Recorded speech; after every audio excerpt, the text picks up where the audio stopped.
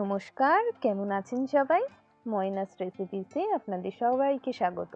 এতক্ষণে তো বুঝেই গেছেন আজ আমি বিহারের ফেমাস লিট্টি আর বেগুনের চোখা বানাতে চলেছি।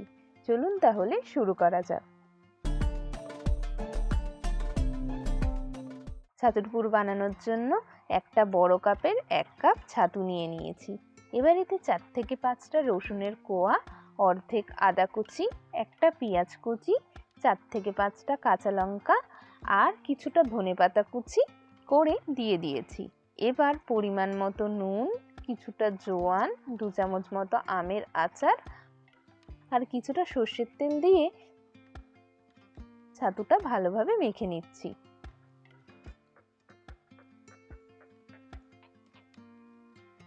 চলুন, ছাতুটা তো মাখা হয়ে গেছে, এবার লিট্টির জন্য আটাটা মেখে নিই। প্রথমেই বড় কাপের 2 কাপ আটা নিয়ে নিয়েছি। এবার সামান্য নুন, সাদা তেল দিয়ে সব ভালোভাবে মিশিয়ে নিচ্ছি। এবার অল্প অল্প করে জল দিয়ে পুরো আটাটা ভালোভাবে মেখে নিচ্ছি।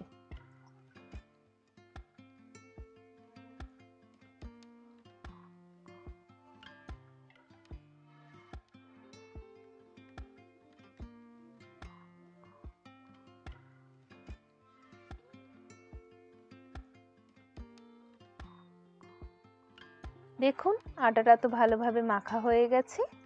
এইবার এই আটাটা থেকে একটা একটা করে এভাবে লেচি কেটে নিচ্ছি। এবার লেচিগুলো এভাবে একটু গোল গোল করে নিচ্ছি।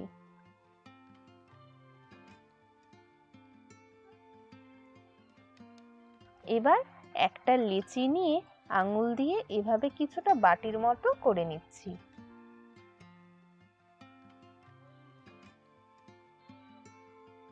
এবার যতটা ছাতুর পুর দিতে চাই ততটা ছাতুর পুর দিয়ে দিচ্ছি।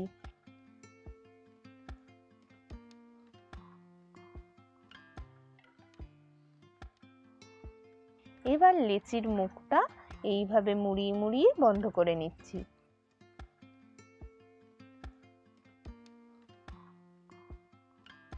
এবার লিচিটা একটু হাত দিয়ে লিট্টির মতো শেপ দিয়ে দিচ্ছি। চলুন এবার একটু চোখার দিকটাও দেখে নিই। চোখা বানানোর জন্য 2টো টমেটো আর একটা বেগুন নিয়ে নিয়েছি। এবার বেগুনটার গায়ে এভাবে লম্বা লম্বা করে চিড়ে নিচ্ছি। এবার বেগুন আর টমেটোর গুলোকে ভালো করে সর্ষের তেল মাখিয়ে নিচ্ছি।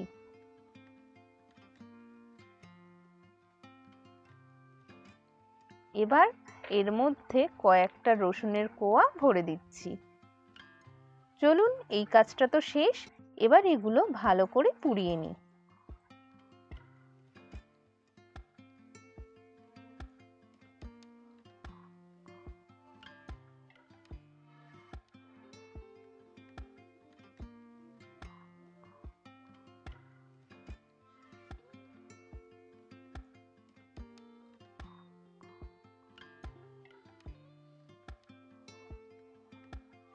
দেখতেই পাচ্ছেন টমেটো আর বেগুন ভালোভাবে পোড়ানো হয়ে গেছে।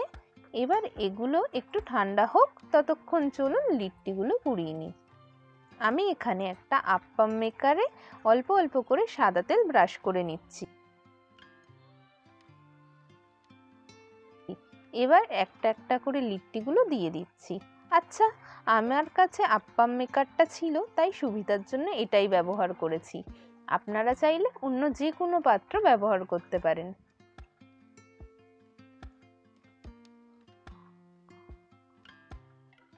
মাঝে মাঝে একটু করে এভাবে উল্টে পাল্টে দিচ্ছি যাতে সব দিকটা ভালোভাবে পুড়ে যায়।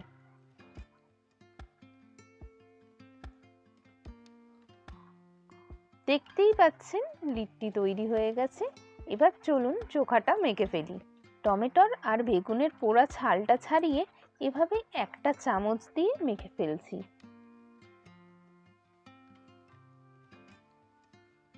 এবার একটু নুন, অর্ধেক আদা কুচি, কিছুটা ধনেপাতা কুচি আর পেঁয়াজ কুচি আর কিছুটা সর্ষের তেল দিয়ে চোখাটা এভাবে ভালোভাবে মেখে নিচ্ছি। মাখতে মাখতে এটার এত সুন্দর গন্ধ ছাড়ছে, মনে হচ্ছে যেন এক্ষুনি খেয়ে ফেলি। চলুন তাহলে আর দেরি না করে পরিবেশন করে ফেলি। রুটিটাকে এইভাবে ঘিয়ের মধ্যে কিছুক্ষণ চুবিয়ে চোখার সাথে খেলে এর স্বাদ যেন দ্বিগুণ হয়ে যায়।